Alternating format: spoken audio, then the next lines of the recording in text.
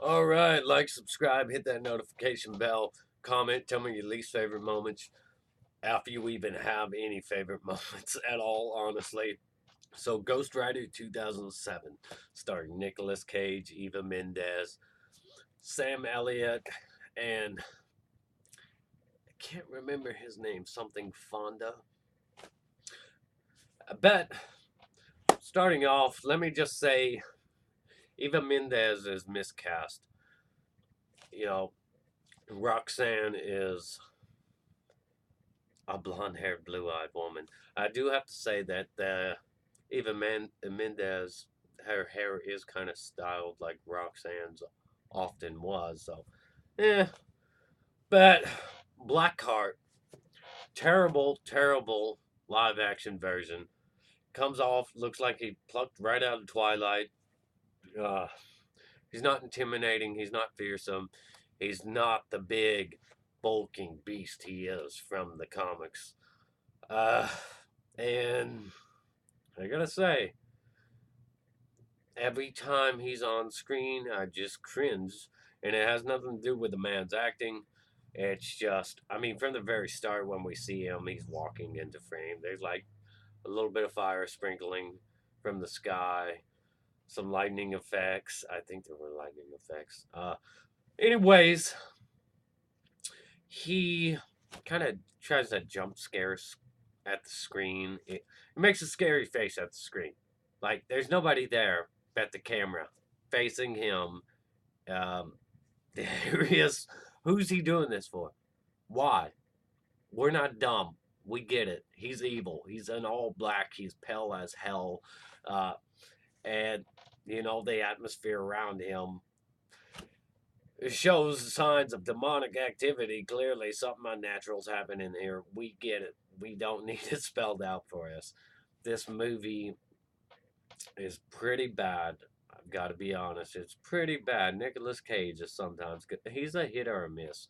He can be really strange in some movies, and that can be really good sometimes. It can be hilarious.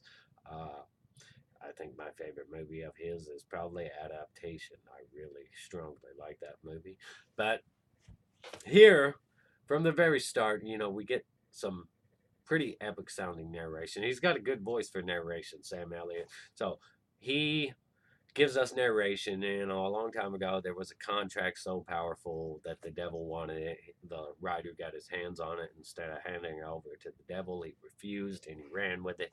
And in his own words, the writer outran the devil, but the devil doesn't even chase him here, honestly. The devil just stands there and watches him run away on his horse. So, and then we jump to present day teenage Johnny and his father. All this is wrong, by the way. Bad. Johnny's father gets cancer. He finds out his father has cancer. His father's, you know, smoking even when he's coughing up a lung.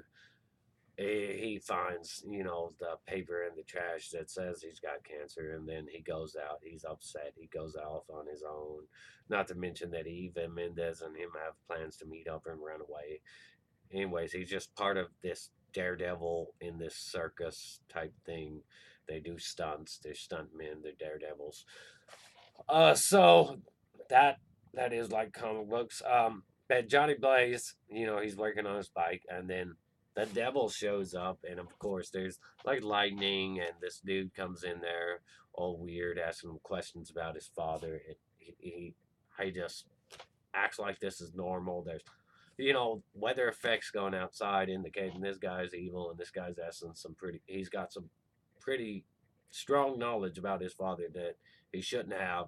And then he's like, well, I'll save your father's life in exchange for your soul, instead of reacting like a normal person, because I take that as a threat. If somebody like, all I want is your soul, and he's already coming off creepy, weird, asking a bunch of questions, I think I would react to that, not just go, yeah, you're weird, like go back to work. Or it was weird. So the devil tells him he's being serious. He produces this contract. Johnny ends up cutting his hand on while he's holding it, trying to read it, and ends up with a spot of blood signing it. It's pretty much tricked into the whole thing. And what do you know? His father ends up the very next morning.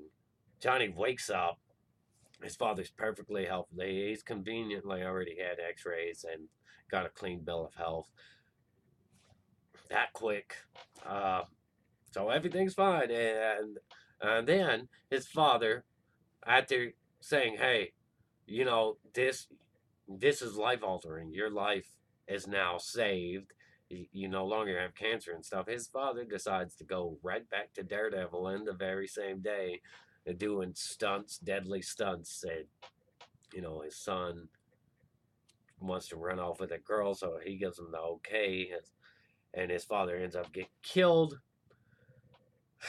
The devil shows up, and Johnny knows he was just tricked. He was just tricked into a contract, and his father got killed. Johnny ditches the girl. He crashes at a crossroads where the devil imbues him with power. He won't let him die. So Johnny's pretty much essentially invincible. And then later in the film, we get Nicolas Cage Johnny, older grown up Johnny, doing his crazy stunts and gets injured. He's perfectly fine. They go on about how he's a celebrity and how he is always doing crazy stunts and stuff like that. We get unnecessary flashbacks during the jump. We get a flashback to the contracts, like we didn't just see that 5 or 10 minutes ago. Then to furthermore, when he goes to do another stunt, he, he sets up to go do another stunt. He doesn't care about himself. He goes to press is trying to interview him and stuff. He's like, no press. And then that girl he used to know, Roxanne, pops up. She's just standing there, like out of the ordinary, standing there and walks into the light. And he has this really cheesy, corny interview with her that's essentially worthless. But the moment we see her, we get a flashback to her like that didn't just happen 10 minutes ago, too. What the hell? Anyways, beyond that, beyond multiple flashbacks that essentially there's Nicolas Cage does a lot of weird things in here, like a jelly bean cocktail. He drinks a pot of coffee, I guess, because he can't get burned since he's the writer or whatever. He also there's a couple of things in here I want to point out that's against him being invincible. Why does he need stitches when he wakes up and he's with the caregiver or whatever? Why does he need to get stitches? Another thing, why does he wake up dehydrated, slamming down drink after drink? If he's invincible, then essentially does he need any of that stuff? Can he bleed out? Can he die from lack of thirst and food or anything like that? Anyways, the majority of the movie, I want to point out, all the action in here is just very lackluster, very cheesy. Ghost Rider barely does anything at all the whole film. His bike looks cool.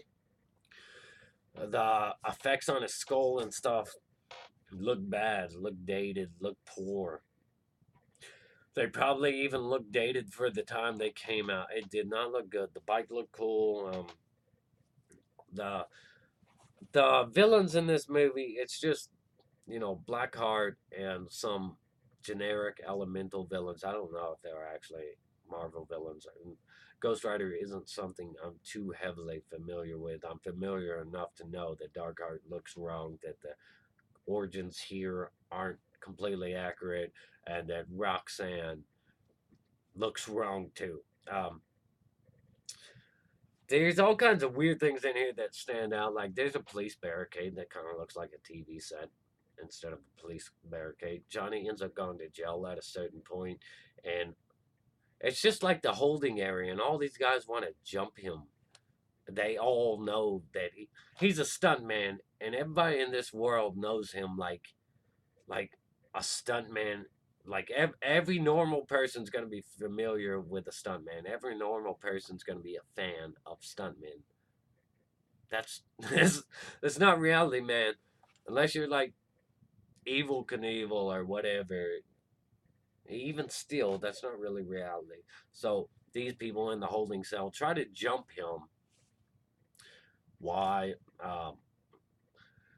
and he turns into Ghost Rider and throws them all off. And of course, it's just a really dumb scene. Really dumb scene. This movie's full of dumb scenes like this. Like, there's he saves some soon after he becomes Ghost Rider for the first time, which isn't until the 50-minute mark in the movie. Seriously. He gets into this lackluster showdown with Darkheart and these elementals. He kills only one of them. The rest, I guess, they run off or something like he's killing that one. And then he runs into a woman in an alley being attacked by a criminal, and she actually thinks the Ghost Rider. I mean, yeah, he does nod, tell her, giving her the signal to run away, and she thinks him. I think they both would have been terrified, and they both would have tried to run for their lives. She wouldn't think it because it looks like a demon. It looks like the devil or whatever. But anyways, uh, he kills this criminal with the penance stare. Later on, it shows her again having an interview on that police barricade spot where I talked about it looked like a TV set because it was a pretty poor barricade with cops and media all over it. But she's there getting an interview from Eva Mendes, Roxanne, whatever. She's there getting an interview, and it just reminds me so much of the eccentric, weird characters in the suburban 2004 Thomas Jane Punisher movie that most people seem to like for some reason. I don't know because it's not really like Punisher at all. I mean, there are films, there are better Punisher films. Well, Warzone, are you got the Punisher series, you got Punisher and Daredevil season 2; those were good. You also got movies like Death Sentence, which pretty much are Punisher. Uh, Better versions. Thomas Jane, but I'm not gonna get on that. Let's talk about stick to this movie, man. Uh, so after he runs into Eva Mendes for the first time, Roxanne, and we got that stupid little flashback. He tries to get a date with her. She just kind of walks off. Or no, she walks off and he wants to pursue her, but he's still got to do a stunt. So he does the stunt. Right after he does the stunt, he rides off to go pursue her. Here's the thing: he rides alongside the van. Right, the road is completely different, and they take different shots. Like he has to dodge this truck because he's trying to ride alongside them talking, and the road changes.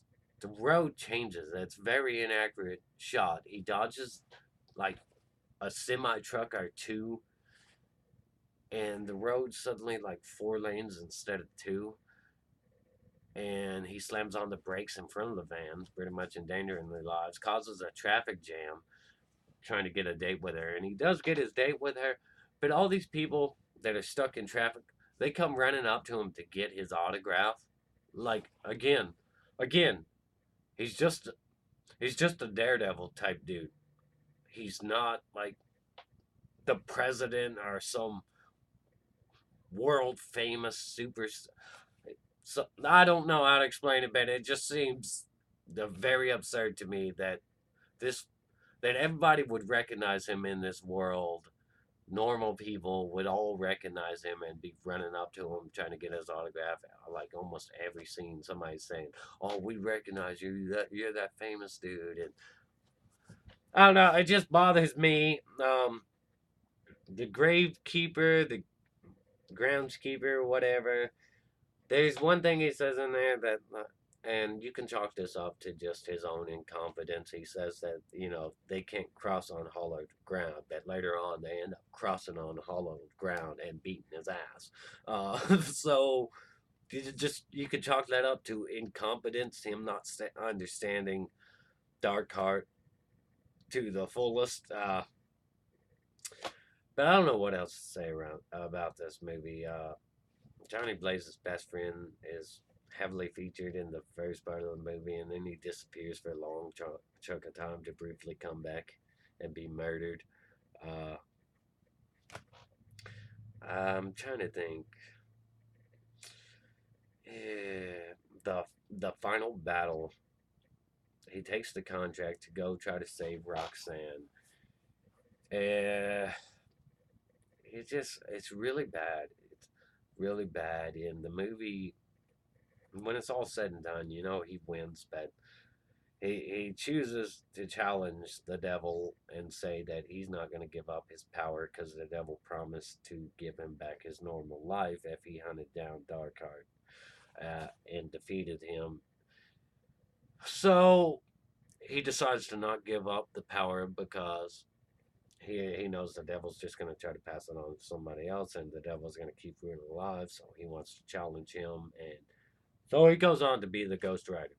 Essentially, that's how the movie wraps up. Him riding on the road, and you getting Sam Elliott narration. But here's two things I want to point out. Sam Elliott, when after he comes to get the contract to go save Roxanne because he needs the contract in order to bargain with Darkheart, Blackheart, whatever. Uh, and Sam Elliott decides to ride with him. He shows he's the older rider. His horse Flames, and he rides along with Ghost Rider, and they go to the place. He says that he's got one last ride in. So they go all the way to the place they're supposed to go, right? Where the showdown's supposed to be, right? And then he tells them that's it. That's all he's got. That, that he only had one last ride in. So he did nothing. He put on a show just to ride with them all the way until they get there. It's like, oh, that's all I got, man. I gotta go. I gotta go. That's it. I'm not gonna help fight with you or anything. That's all I got. His car ran out of gas, putted. Essentially, that was stupid.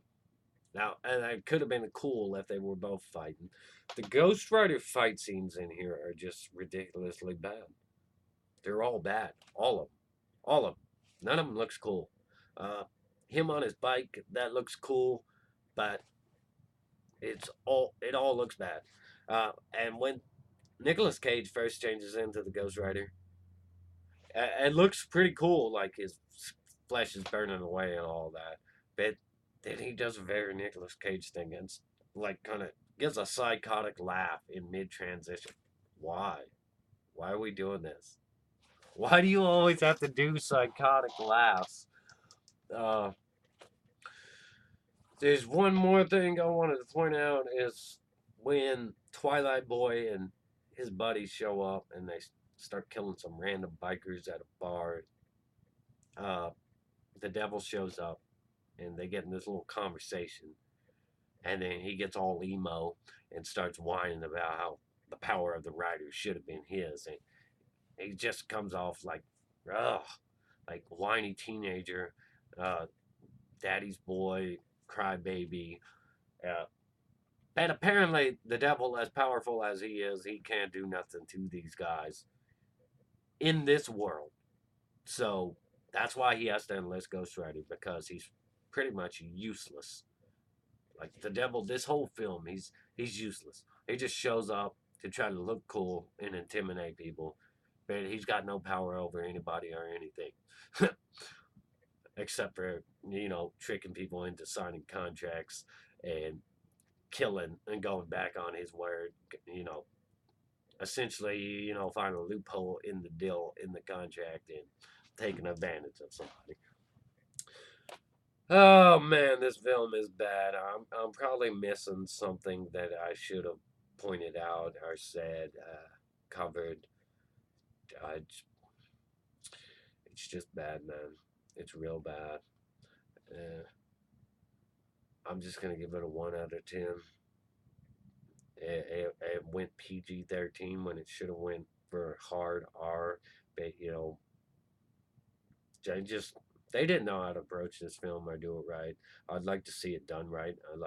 I would have liked to see a Netflix series, but that ain't gonna happen since all the Marvel Netflix shows are getting canned, and now everything's going under the Disney banner. So it may be impossible to get a R-rated thing now, but if they could branch out to one of the little like Fox Searchlights, put films under that, and label them the Marvel Knights, they can still do Ghost Rider, and they can still do hard R films with like Ghost Rider, Punisher, Daredevil, characters like that, Blade. Uh, but this film sucks. Uh, so tell me your favorite moment, your least favorite moment. Do you strongly disagree with me? Do you agree with me? How do you feel about it? Comment. Just comment. Share your opinions, your views. Uh, they're all welcome. If you disagree with me, that's welcome too. Uh, for the most part, check. I'm not monetized. Check out my PayPal link if you want to support my channel. I'd appreciate it. Anything helps. Anything's greatly appreciated. Other than that, stay awesome. Rock on.